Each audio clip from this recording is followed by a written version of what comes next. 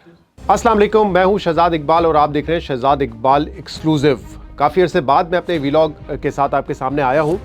वक्फा ज़्यादा हो गया, मैंने सोचा तो थोड़ा सा गैप लूँगा, लेकिन वो शायद कुछ ज़्यादा ही लंबा हो गया। और वैसे जो यूट्यूब का एल्गोरिथम है वो आपको ज़्यादा इजाज़त नहीं देता कि आप लंबे गैप्स लें, क्योंकि जैसे जैसे आप गैप अपना तवील करेंगे या रोज़ाना की बुनियाद पर वीडियोज़ पोस्ट नहीं करेंगे तो फिर एल्गोरिथम आपको उठा के बाहर फेंक देता है, आपकी वीडियोज़ इतनी ज़्यादा वायरल नहीं होती।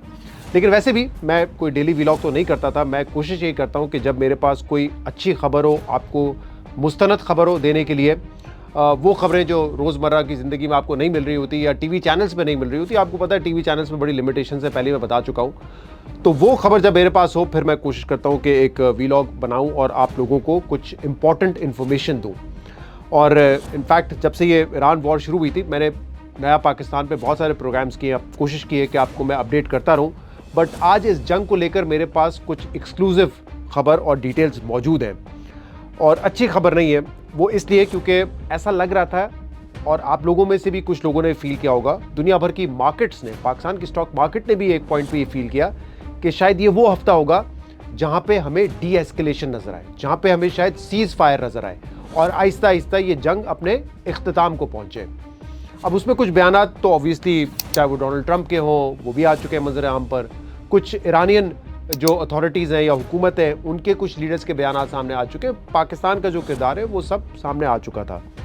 लेकिन कुछ ऐसी एक्सक्लूसिव इन्फॉर्मेशन है जो मेरे पास है, और उसकी बुनियाद पर हमें ये बड़ी उम्मीद थी कि इस वीकेंड पर, या जो थर्सडे को खिताब किया एक डोनाल्ड ट्रंप ने, वो एक बड़े सीज़ फायर का ऐलान करेंगे। एक तवील सीज़ फायर होगा और उसके बाद शायद चीज़ें, मामलात जो है वो मामूलात के मुताबिक सॉर्ट आउट होती रहेंगी। बट हमारी बदकिस्मती है, खिताब तो हुआ लेकिन खिताब उसके बिल्कुल बरक्स था, और उसमें उन्होंने ये कहा है कि 2-3 हफ्ते मजीद वो ईरान पर शदीद बमबारी करेंगे।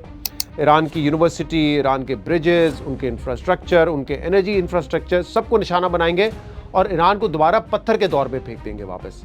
जबकि ईरान ने भी इस पूरी जंग में आपने देखा है कि उन्होंने किसी मोमेंट पे अपने आप को कमज़ोर नहीं महसूस करवाया। दुनिया भर में अब ये बात हो रही है, अमेरिका में वो बात कर रहे हैं कि उनके जो बैलिस्टिक मिसाइल प्रोग्राम है ईरान का, उसको कैसे इतना अंडर एस्टिमेट किया गया, उनके ड्रोन टेक्नोलॉजी को इतना अंडर एस्टिमेट कैसे किया गया कि इतनी शदीद बमबारी के बावजूद ईरान जो है वो जीसीसी कंट्रीज़ को जब चाहे निशाना बनाता है, वहाँ पे यूएस बेसिस को निशाना बना रहा है।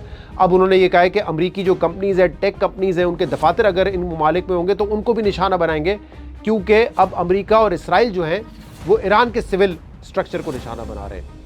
तो बड़ी उम्मीद पैदा हुई थी कि शायद इस हफ्ते कुछ ऐसी डेवलपमेंट्स हैं जिसकी वजह से मामलात तय हो जाएं और डोनाल्ड ट्रंप एक सीज़ फायर का ऐलान करें। आर्जी तौर पे स्ट्रेट ऑफ हुर्मुज़ जो है वो खुल जाए, वहाँ से जो शिप्स हैं उनका आने का सिलसिला शुरू हो जाए।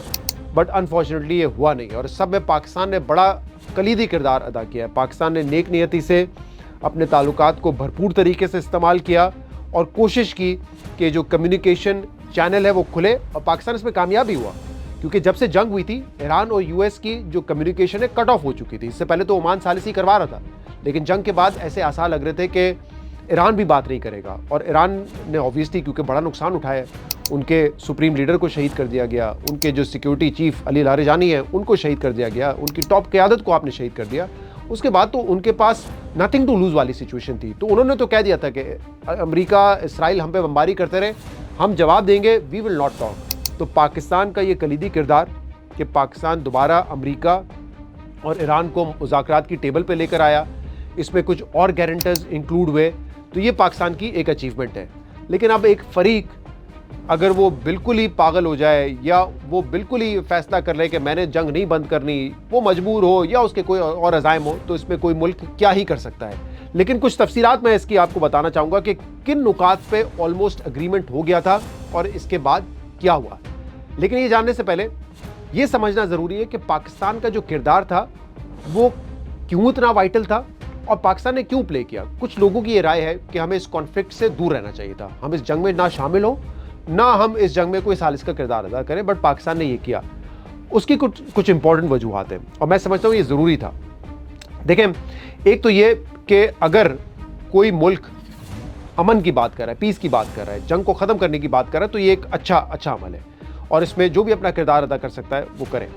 पाकिस्तान इसलिए इम्पॉर्टेंट था कि पाकिस्तान के इस वक्त अमेरिका से अच्छे ताल्लुकात हैं। उनकी जो टॉप लीडरशिप है, आपने सुना ही है, फेवरेट फील्ड मार्शल कहते हैं आसिम मुनीर को डोनाल्ड ट्रंप साहब। शहबाज शरीफ की तारीफ कर रहे होते हैं, फेवरेट शहबाज शरीफ, और कहीं ना कहीं पाकिस्तान इंडिया की जो जंग के हवाले से उसमें इंडिया को टॉन्ट भी कर रहे होते हैं। तो जो पाकिस्तान के ताल्लुकात हैं अमेरिका से वो अच्छे हैं। ईरान इस रीजन में बहुत कम ममालिक को ट्रस्ट करता है, उसमें पाकिस्तान सरफहरिस्त है। वैसे तुर्की है और इजिप्ट भी इस सालिसी में इंपॉर्टेंट थे, बट तुर्की के वो ताल्लुक अमेरिका से इस वक्त नहीं है जो पाकिस्तान के हैं, तो पाकिस्तान को एक वो भी एज हासिल था।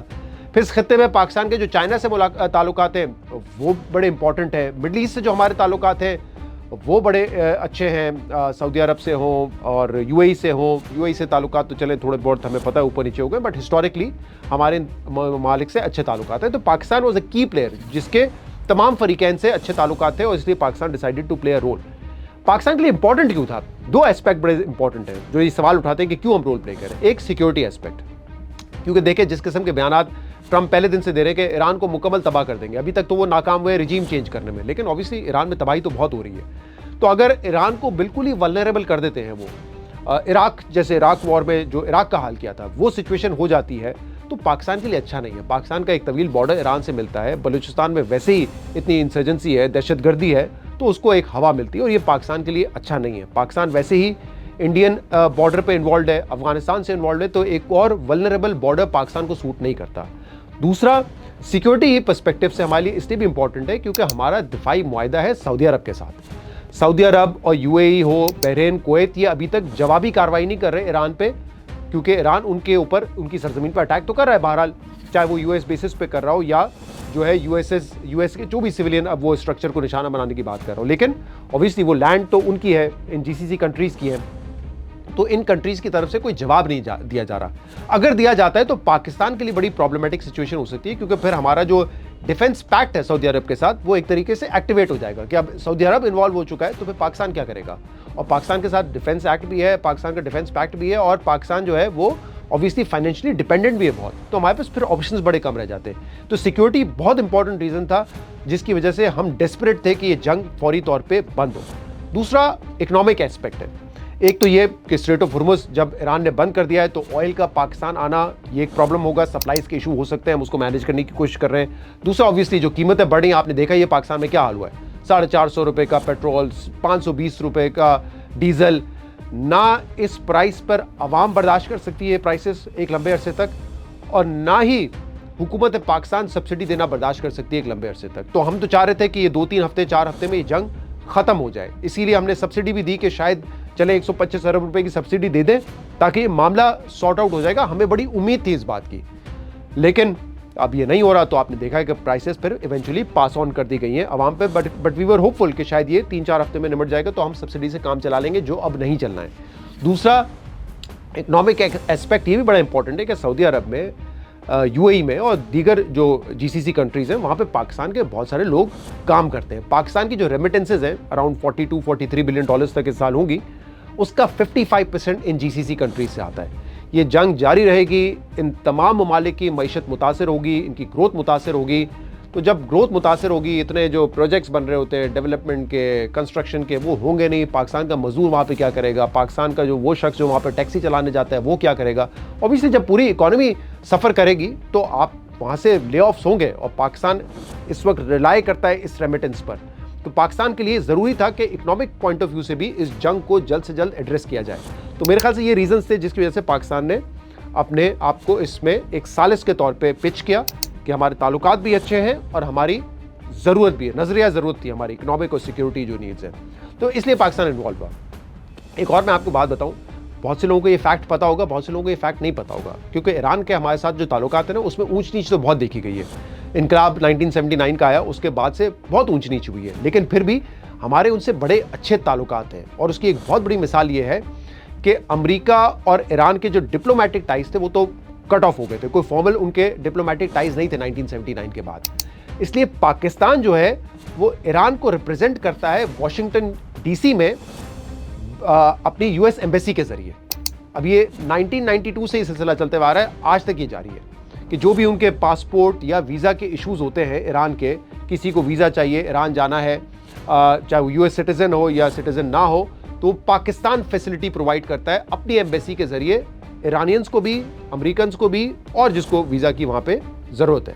तो ये पाकिस्तान का एक बड़ा इंपॉर्टेंट इसमें रोल है। इसीलिए मैं कह रहा हूँ कि चाहे ऊंच नीच रही हो, लेकिन ईरान और पाकिस्तान के ताल्लुकात बेहतर रहे इस हवाले से। तो पाकिस्तान उनको काउंसलर सर्विसेज भी दे रहा है वहाँ पे, उनके वीज़ा, पासपोर्ट, ये सारा कुछ 1992 से लेकर आज तक जो है पाकिस्तान एम्बेसी में होता है इन वाशिंगटन DC। अब आते हैं इस मामले पे कि मुज़ाकरात क्या चल रहे थे और किसके दरमियान थे। अच्छा, मुझे ये नाम अच्छी तरीके से पता है, मैं आपको बताऊं। वैसे तो देखें, ऑब्वियसली जो टॉप लीडरशिप है, स्टीव विटकॉफ, कुशनर वगैरह, ये सब लगे हुए थे, बट एक की शख्सियत है US एडमिनिस्ट्रेशन में, बहुत ही अहम ओहदे पर और हाई प्रोफाइल पोजीशन पर वो पाकिस्तान से डायरेक्टली राब्ते में थे। वो वज़ीर आज़म से भी राब्ते में थे। ये तो खबर पहले आ भी चुकी थी कि डोनाल्ड ट्रंप की हमारे फील्ड मार्शल आसिम मुनीर से भी बात हुई है, लेकिन जो रोज़ाना की बुनियाद पर एक की अमेरिकन फिगर है जो कि पाकिस्तान से राब्ते में थे। एंड एट वन पॉइंट हम एक कॉन्फ्रेंस कॉल भी करवाने में कामयाब हो गए थे between US official and Iranian official. वो ईरानियन जो ऑफिशियल है वो भी बड़े अहम ओहदे पर है ऑब्वियसली, और ये की लोग थे। तो ऐसा नहीं है कि बीच में कोई मिड लेवल के लोग इसमें बात कर रहे थे। एक कॉन्फ्रेंस कॉल जिसमें हमारे ज़राए में बताते हैं कि शहबाज शरीफ साहब थे उसमें ईरान के इम्पोर्टेंट ऑफिशियल और US के की ऑफिशियल, और उसमें उनके मुज़ाकरात हुए थे। तो ये, जैसे मैंने कहा, एक बड़ी अचीवमेंट थी कि हम इनको एक टेबल पर या फ़ोन कॉल के ज़रिए कनेक्ट करने में कामयाब हो चुके थे। और उस साइड से दोनों तरफ से इंटरेस्ट था। ऑब्वियसली ईरान ने तो एक पब्लिक पोजीशन ये ली हुई थी कि हम बात नहीं करेंगे, और ऑब्वियसली वो पोजीशन एक जेन्युइन थी, लेजिटिमेट थी, क्योंकि जो एग्रेसर है वो इसराइल और अमेरिका थे। तो ईरान को गारंटीज चाहिए थे। ईरान कहता है उसके बगैर तो बात हो ही नहीं सकती। और इस पर तो आप सोचे भी ना कि स्ट्रेट ऑफ हुर्मुज़ जो है वो खुल सकेगा विदाउट सीज फायर या विदाउट जंगबंदी नहीं होगी तो वो नहीं खुलेगा।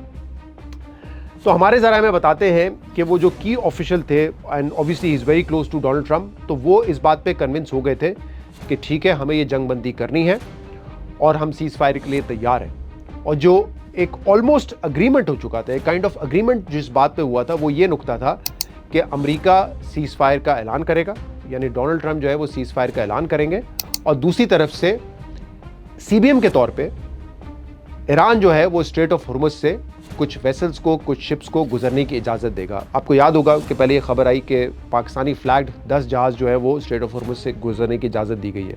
फिर 20 मजीद जहाज़ जो है वो गुजरने की इजाज़त दी गई, और उस पर इसहाक डार साहब ने ट्वीट किया। इसहाक डार साहब का वो ट्वीट जो था ना, वो बड़ा मायने खेज था। उसमें वो कह रहे थे कि ये राह हमवार करेगा आगे के मुज़ाकरात के लिए। तो वो इसीलिए था क्योंकि एक एग्रीमेंट हो चुका था कि यहाँ से सीज फायर का ऐलान होगा, और यहाँ से ईरान जो है वो भी CBM के तौर पे स्ट्रेट ऑफ हुर्मुज़ को मुकम्मल नहीं खोलेगा, लेकिन जुज़वी तौर पे उसको खोल दिया जाएगा ताकि शिप्स जो है वो आ सके।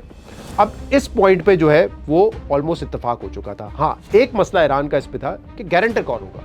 हो सकता है ये आज सीज फायर कर दें और इसराइल और अमेरिका दोबारा जंग छेड़ दें, हमला कर दें। ग्राउंड फोर्सेस वैसे ही वो तैयार कर दें। पेंटागन ने कहा था कि 10,000 हमें फोर्सेस चाहिए, तो वो जो है आपको पता है कि खत्ते में पहुंचना शुरू हो गए थे, और अभी भी ये इम्कान है कि किसी वक्त भी ग्राउंड फोर्सेस वहाँ पे जा सकते हैं, चाहे वो मकसद कुछ भी हो, खार्ग आइलैंड को कब्जे में करना हो, या स्ट्रेट ऑफ हुर्मुज़ को जो बंद किया हुआ है उनके ग्राउंड ट्रूप्स वहाँ पे जाएं और फिर ईरान की जो एबिलिटी है उसको नाकारा बनाने की कोशिश करें। कुछ भी ऑब्जेक्टिव हो सकता है। तो उनको चाहिए था गारंटर, और इसी वजह से पाकिस्तान ने फिर ऑब्वियसली चाइना को अप्रोच किया। चाइना एक बड़ा पावर प्लेयर है, तो अगर अमेरिका ये कमिट करता है चाइना को भी कि हम हमले नहीं करेंगे, बीच में पावर ब्रोकर हो अगर, और चाइना के ऑब्वियसली ईरान से भी अच्छे ताल्लुकात हैं, तो फिर शायद ये मंतकी अंजाम तक मामला पहुंच जाता। तो चाइना बतौर गारंटर इसमें एक रोल प्ले कर रहा था।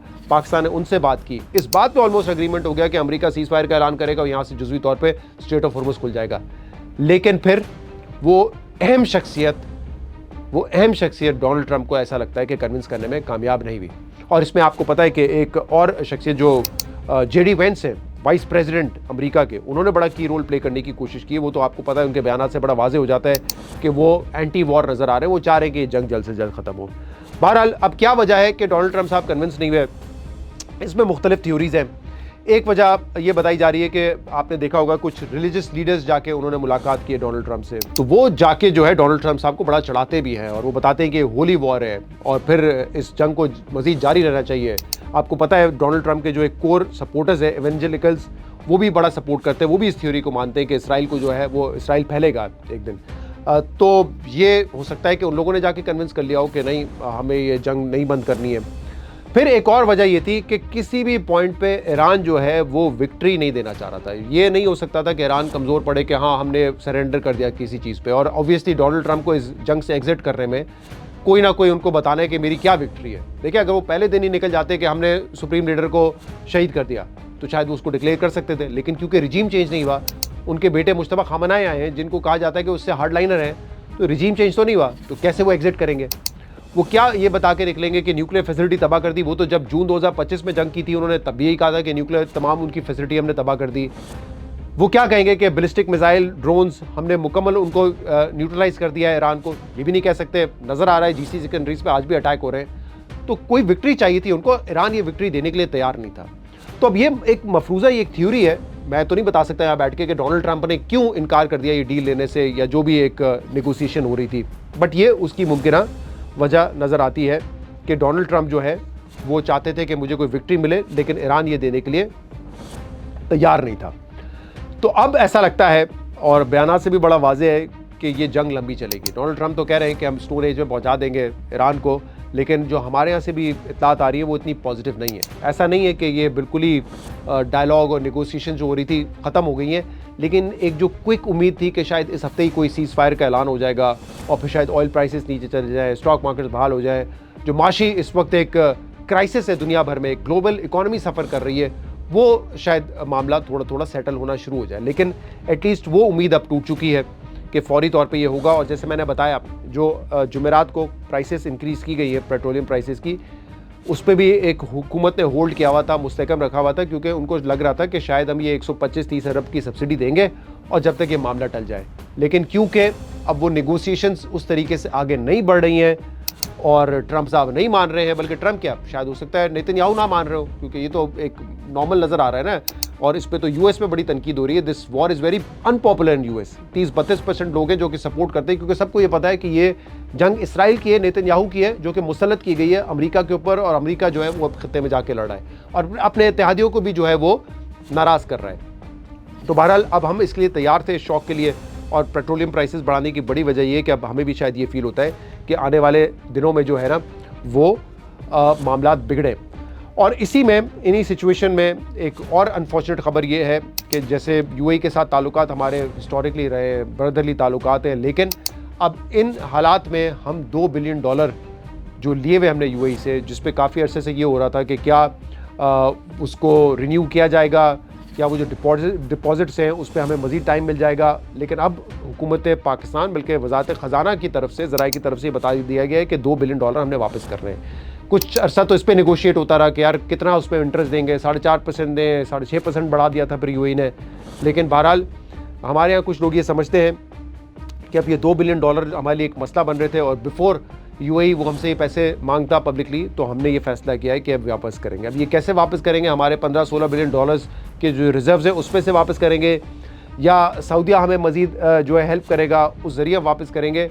ये अब मेरे ख्याल से आने वाले दिनों में जब हम ये वापस करेंगे एंड ऑफ द मंथ, तो पता चल जाएगा कि किस तरीके से इसको वापस किया जाता है। एक और एस्पेक्ट इसमें बड़ा इंपॉर्टेंट है इसमें देखने का, और मैं इस पर अपने शो पे भी थोड़ी सी मैंने बात की थी।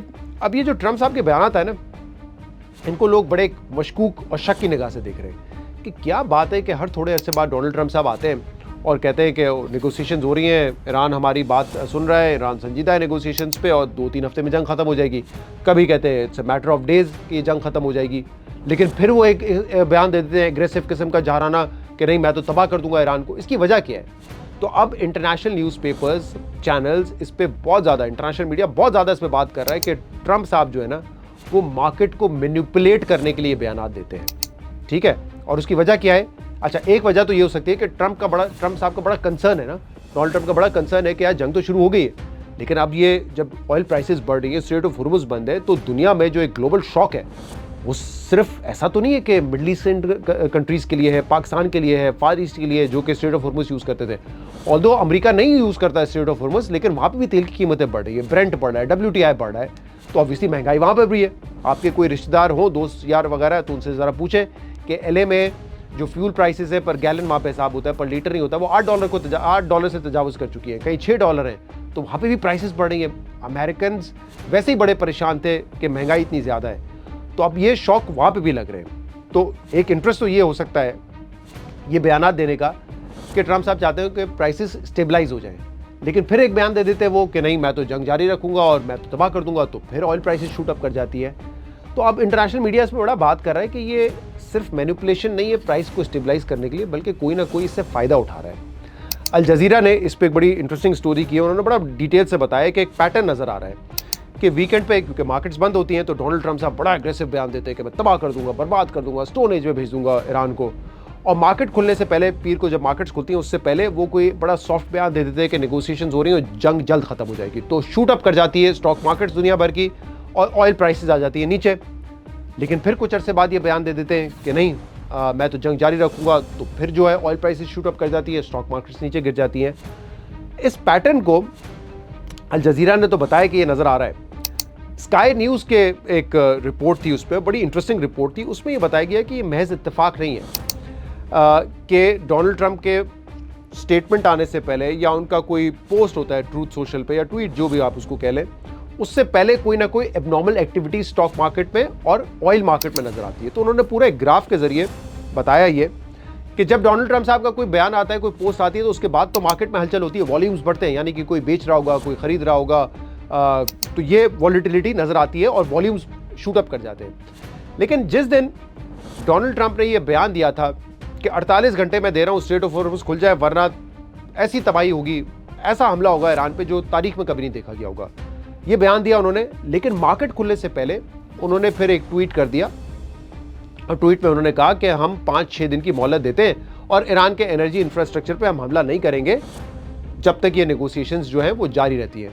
तो ये उन्होंने जब सॉफ्ट बयान दिया तो आपने देखा कि मार्केट्स में काफ़ी इजाफा हुआ।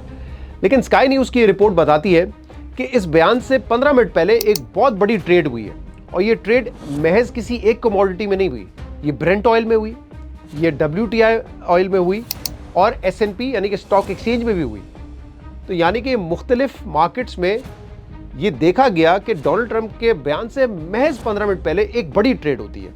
तो इस वजह से अब ये आलमी मीडिया और ये जो एनालिस्ट हैं वो इस शक का इजहार कर रहे हैं कि डोनाल्ड ट्रंप साहब अब ये मार्केट में किसी ना किसी को फ़ायदा पहुंचाने की कोशिश कर रहे हैं। कोई ना कोई है जो पैसा बना रहा है, जो उनको पता होता है कि अभी अच्छा बयान आने वाला है, एक सॉफ्ट बयान आने वाला है जंग ख़त्म करने का, तो मार्केट बढ़ेगी तो पहले से ही माल ख़रीद लो।